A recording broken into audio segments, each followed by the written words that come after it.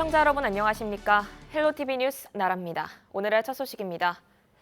최근 정부가 미군 기지 반환을 미군 측에 요구하겠다고 발표했습니다. 그동안 미군 기지 주둔으로 개발의 기회를 놓쳤던 지자체는 환영의 뜻을 밝혔는데요. 하지만 정작 중요한 환경 정화 대책은 쏙 빠져 있어 실제 기지 반환이 이뤄질지는 좀 더 두고 봐야겠습니다. 이지훈 기자입니다. 지난 60여 년간 미군이 주둔했던 의정부 캠프 잭슨입니다. 도심 한가운데 알짜배기 자리에 위치해 있습니다. 지난해 병력이 모두 철수해 기지가 폐쇄됐지만 기지 반환 논의는 시작도 못했습니다. 관할 지자체가 수립한 기지 개발 계획도 서랍 속에 잠들어 있습니다. 개발 계획 차질은 물론 지역 공동화로 주변 경제에 부정적인 영향 등 다양한 문제를 야기하고 있습니다. 한미 양국은 지난 2004년 전국 80개 미군 기지를 우리 정부로 반환하기로 합의했습니다. 하지만 15년이 지난 현재 이 중 26개 기지는 여전히 돌려받지 못하고 있습니다. 최근 정부는 이들 미군 기지 반환을 추진하겠다고 밝혔습니다. 이에 주한미군은 이미 폐쇄된 15개 기지는 한국 측에 즉각 반환할 수 있다고 밝혔습니다. 미군 기지가 있는 지자체는 이 같은 입장 발표를 환영한다고 밝혔습니다. 하지만 기지 이전이 속도감 있게 진행될지는 미지수입니다. 반환 절차가 진행 중인 인천의 미군 기지. 2015년 환경부 조사 결과 토양에서 기준치의 10배가 넘는 다이옥신이 검출됐습니다. 기지 인근 지하수에서도 다량의 발암 물질이 나왔습니다. 주한미군 토양오염 책임져라! 우리 정부가 추산한 정화 비용은 약 770억여 원. 국방부는 우리 정부가 정화를 먼저 하고 미군 측에 정화 비용을 청구하겠다는 계획이지만 정작 미군 측에는 명확한 답을 듣지 못했습니다. 기지 내 환경 오염 문제에 대한 정화 비용 문제와 책임에 대해서 한미 간의 이견이 꽤 있고 그것이 접근이 잘 안 되고 있기 때문에 주한미군 지휘협정 소파 규정상 미군 측에 정화 책임을 묻기도 쉽지 않습니다. 미군에 의해 야기된 급박하고 실질적인 위험에 해당하는 경우에는 미측이 정화를 하도록 규정을 하고 있는데 이 부분에 대해서 한미 간의 이견이 조금 지속되고 있습니다. 이 때문에 지금껏 반환 미군 기지 정화에 들어간 돈 2천억 원 중 미군 측이 부담한 비용은 한 푼도 없습니다. 주한 미군 기지 반환이 산 넘어 산일 것이라는 관측이 나오는 이유입니다. 헬로티비 뉴스 이지훈입니다. 포천에는 1,600여 대의 CCTV가 있습니다. 그중 1,300대가 넘는 CCTV를 관제센터에서 모니터링하고 있는데요. 최근 모니터링으로 음주 운전자를 적발하면서 하마터면 큰 사고로 이어질 뻔한 일을 예방했습니다. 김소영 기자입니다. 포천 CCTV 스마트 안심센터에서 근무하는 유준호 씨. 유준호 씨는 지난 9일 여느 때처럼 CCTV를 모니터링하고 있었습니다. 그런데 새벽 2시 55분쯤 음주 후 차량을 운전하던 이들을 발견했습니다. 바로 포천경찰서 지령실에 연락했고 실시간 차량 이동 경로와 인상착의를 알려 10여 분 만에 이들을 붙잡았습니다. 운전자는 당시 혈중 알코올 농도 0.1 이상으로 면허 취소 수준이었습니다. 교통사고가 났다면 자칫 큰 사고로 이어질 뻔한 아찔한 순간이었습니다. 유독 많이 취한 분이 있었거든요. 그분이 차를 몰고 현장을 이탈하더라고요. 이탈하고 한 상태를 확인하고 그다음에 두 명은 남아 있어가지고 아마 다시 올 것 같다. 가지고 그렇게 생각하고 있었는데 마침 또 5분 정도 있다가 다시 현장으로 도착하더라고요. 그때 이제 바로 경찰관 지령실에다가 여기 음주운전 용의자가 있다 하고 신고를 하게 된 거죠. 포천시 CCTV 스마트 안심센터는 지난 5월 문을 열고 1,300여 대의 CCTV를 모니터링하고 있습니다.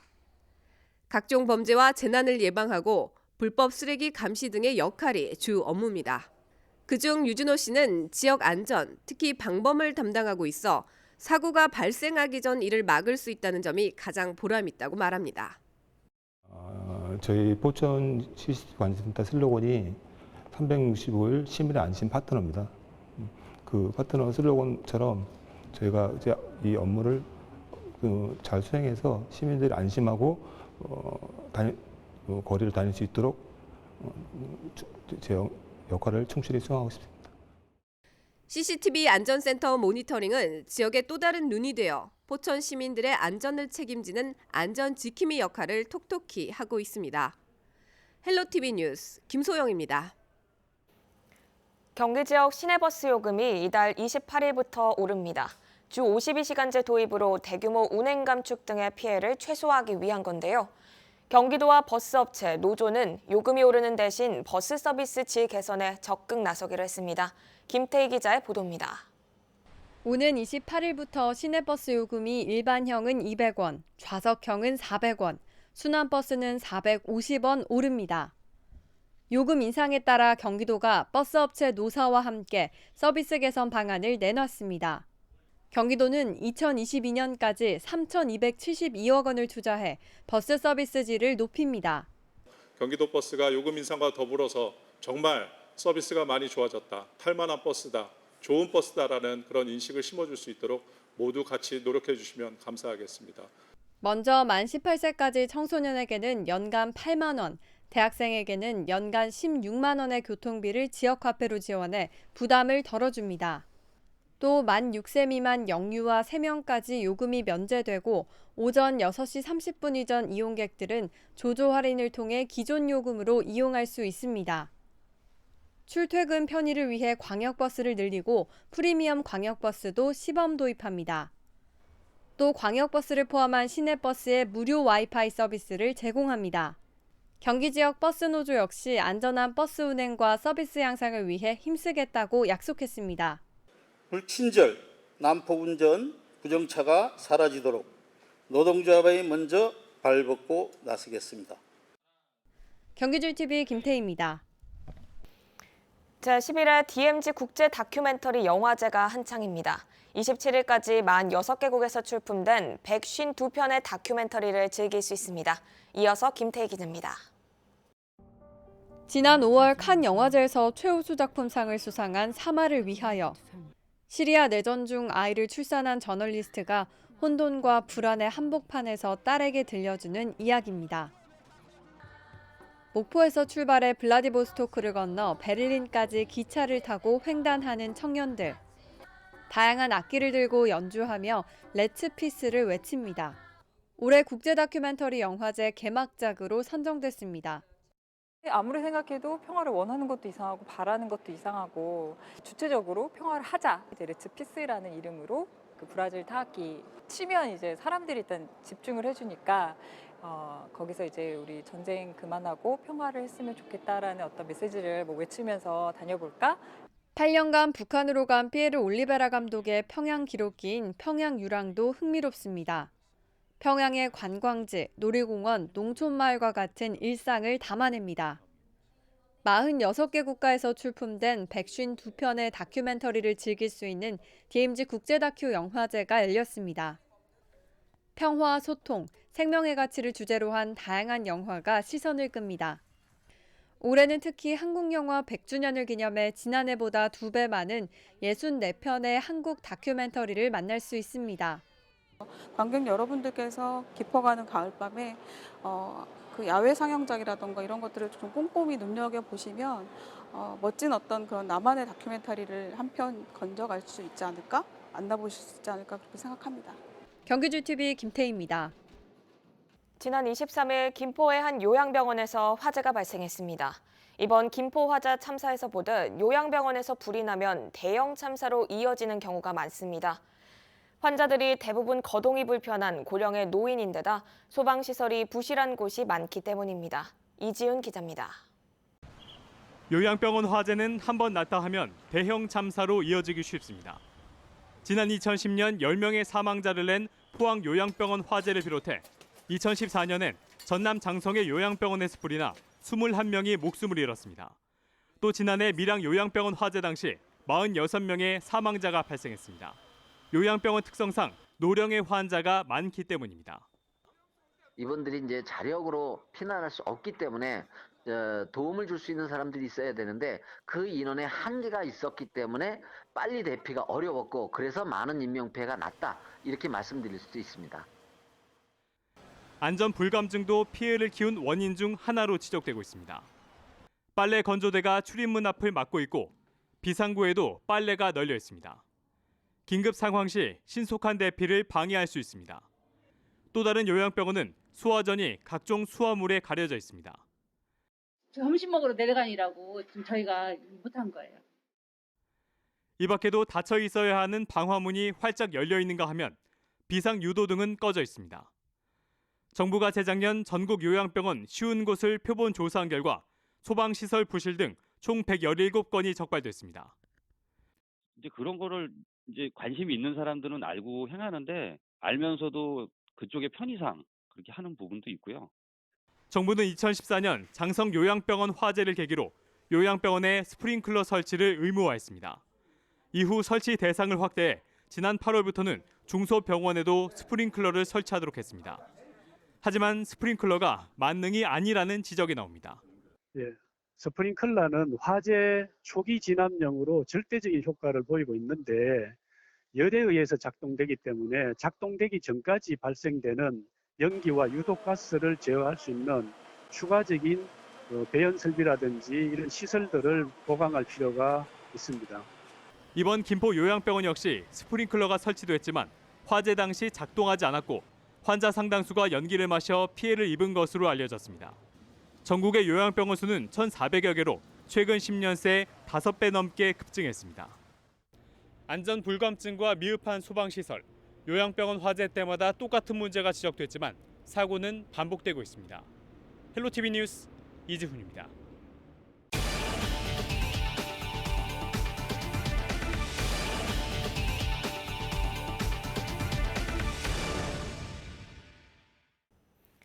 의정부 신곡동과 용현동 일대에 수백억 원 넘게 들여 조성한 추동 근린공원. 지난 5월에 개장한 뒤 많은 시민들이 찾고 있는데요. 사라질 뻔한 공원 부지를 살려 휴식 공간을 조성했지만 관리가 미흡하다는 지적이 잇따릅니다. 김초롱 기자가 스마트폰을 들고 직접 다녀왔습니다.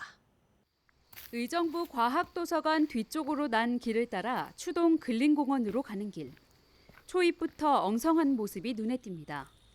비가 와서 훼손된 바닥은 아직 그대로고 공사가 끝나지 않은 듯한 모습도 볼 수 있습니다. 공원에 들어서니 말끔하게 조성된 휴식 공간이 펼쳐집니다. 하지만 제초 작업이 제대로 되지 않아 풀이 의자 높이까지 올라왔습니다. 의자에 앉으면 발이 닿는 곳까지 풀이 수북합니다. 공원 위쪽으로 조금 더 올라가니 쉼터와 운동시설이 있습니다. 노후한 시설 일부가 눈에 띕니다. 페인트는 벗겨지고 온통 녹이 슬었습니다. 고정이 안 돼가지고 이렇게 움직여. 아, 운동기구가 아예 시설이 움직입니다. 조금 더 움직이면 더 부서지겠지. 사용 금지 표시가 붙은 시설물이 몇 달째 방치됐다는 이야기도 들립니다. 저는 지금 언제인데 저것도 고쳐주지도 않고 여름에 그랬어요, 여름에. 큰 나무가 길 옆으로 누워있는 것은 어렵지 않게 볼 수 있습니다. 야외 학습장으로 내려가는 길목은 더합니다. 공원 안쪽에는 나무들이 잘려서 곳곳에 수북이 쌓여 있습니다.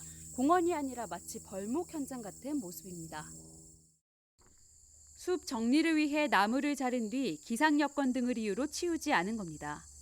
길은 엉망인데 이정표가 없어 길을 물어 야외 학습장을 찾았습니다. 공원 곳곳에 설치된 보안시설은 잘 작동하는 것일까? 24시간이에요? 예, 24시간이요. 아, 계속 관제원이 벨을 누르면 바로 반응하는. 네. 벨을 누르니 빨간불이 켜지며 연결 안내음이 나옵니다. 잠시만 기다려 주십시오. 관제센터와 연결 중입니다. 잠시만 기다려 주십시오. 관제센터와 기다려보지만 연결 중입니다. 잠시만 기다려 주십시오. 안내음만 계속되고 관제센터는 대답이 없습니다.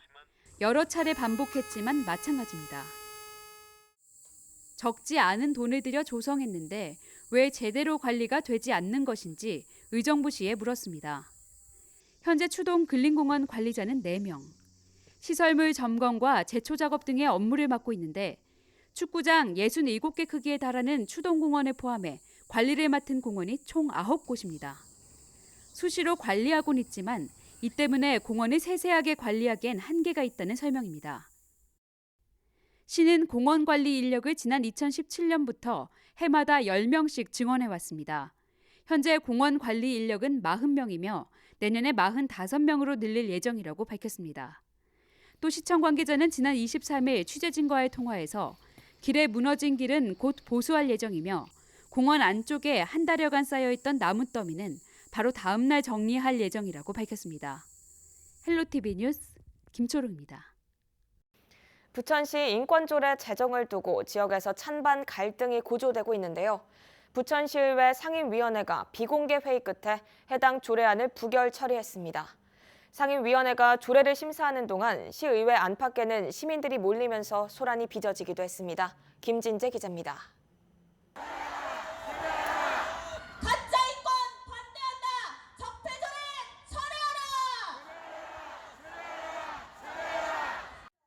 부천시 기독교 총연합회를 비롯한 시민단체 회원 500여 명이 부천시 인권보장 및 증진에 관한 조례안과 부천시 민주시민교육에 관한 조례안에 반대하며 집회에 나섰습니다.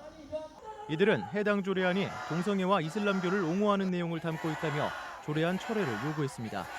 집회로 시민들이 몰리면서 부천시의회 일대에는 경찰 병력 300여 명도 투입됐습니다.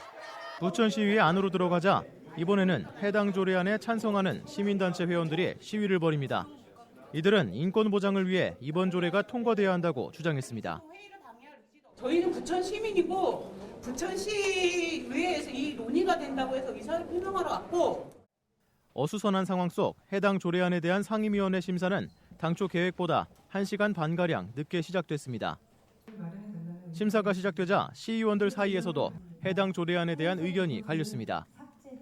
여러분들이 생각하시는 그런 염려를 안 하셔도 됩니다라는 뭔가를 공론화할 수 있는 장들이 필요했었다고 저는 봅니다. 인권에 대한 개념이나 동성애, 차별금지 이런 이념적 논쟁을 불러올 만한 사안이 아니었기 때문에 결국 부천시의회 재정문화위원회는 비공개 투표를 진행한 끝에 해당 조례안들을 부결 처리했습니다. 헬로티비 뉴스 김진재입니다. 리포트에서 보신 것처럼 부천시 인권조례가 부결되자 정의당 부천시 협의회는 성명서를 내고 인권조례를 부결한 더불어민주당을 규탄한다고 밝혔습니다.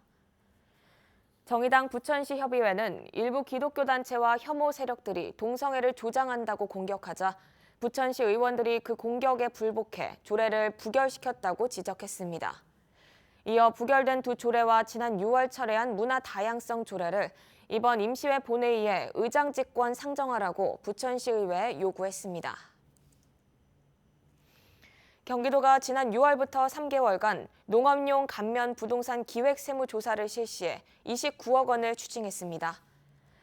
경기도가 최근 5년간 취득세를 감면받은 부동산 2만 6천여 건을 조사한 결과 세금 혜택 후 지목을 변경하는 등의 위반 사례 총 434건을 적발했습니다. 농업 분야 지방세 감면 제도는 농업 육성을 위해 농업을 목적으로 하는 부동산에 감면 혜택을 주는 제도입니다. 경기도가 초고속 통신에 사용되는 시스템 반도체 소재 국산화를 추진합니다. 도는 오는 2022년까지 예산 30억 원을 투입해 한국나노기술원과 함께 해당 사업을 추진할 계획이라고 24일 밝혔습니다. 최병길 경기도과학기술과장은 시스템 반도체 소재 독립을 도모할 수 있는 것은 물론 중소기업의 매출도 크게 증가할 것으로 기대된다고 밝혔습니다. 당초 25일 예정됐던 의정부 경전철 투자금 반환 소송 법원 판결이 다음 달 16일로 연기됐습니다. 의정부 지방법원 민사합의 12부는 재판 일정이 연기됐다며 연기 이유는 밝힐 수 없다고 전했습니다. 이번 재판은 민간 투자 사업이 도입된 1995년 이후 파산한 민간 사업자와 해당 자치단체가 투자금 반환을 두고 다투는 첫 번째 사례입니다. 의정부 경전철의 전 투자사인 주식회사 의정부 경전철은 지난 2017년 파산한 이후 법원에 투자금 반환 소송을 제기했습니다. 의정부 경전철 측은 의정부시와의 실시협약 내용을 근거로 투자금 2,148억 원을 돌려달라고 요구하고 있고 이에 대해 의정부시는 민간 사업자가 스스로 사업을 포기하고 파산했다며 투자금 지급 요구를 거부했습니다.